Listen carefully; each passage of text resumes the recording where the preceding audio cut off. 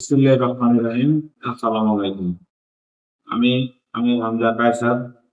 আমার বাবা মোহাম্মদ সালাউদ্দিন।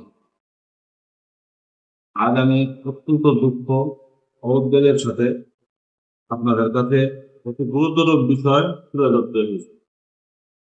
আমার বাবা একজন সৎ, নিরীহ, সম্মানিত ব্যবসায়ী এবং রাজনৈতিক নেতা। তাকে সম্পূর্ণ মিথ্যা ও ভিত্তিহীন একটি চাঁদাবাজির মামলায় গ্রেফতার করা হয়েছে।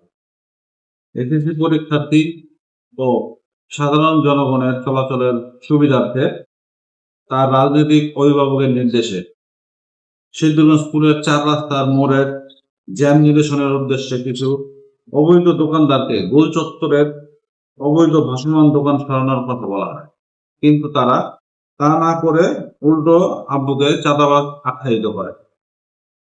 বর্তমান প্রেক্ষাপটে আসন্ন কাউন্সিলর নির্বাচনে কেন্দ্র করে একটি স্বার্থান্বেষী মহল পরিকল্পিতভাবে আমার আব্বুর সামাজিক ও ব্যক্তিগত সুনাম ক্ষুণ্ণ করার অপচেষ্টা চালাচ্ছে। এরই প্রক্রিয়ার অংশ হিসেবেই এই বানোয়াট মামলাটি দায়ের করা হয়েছে।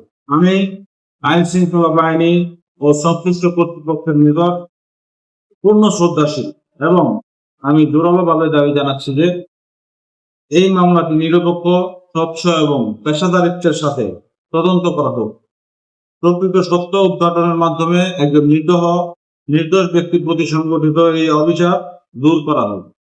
এবং আমি আরো জানাচ্ছি যে আমার আব্বুর এই মহৎ উদ্যোগ আব্বুর অনুপস্থিতিতে আমি চালিয়ে যাব, এবং যারা এই ষড়যন্ত্র করেছে এবং যার নির্দেশে আব্বু এই মহৎ কাজটি করতে চেয়েছিল, সে নিজেই আপনাদের সামনে এসে এই সত্য উদ্ঘাটন করবে ইনশাআল্লাহ।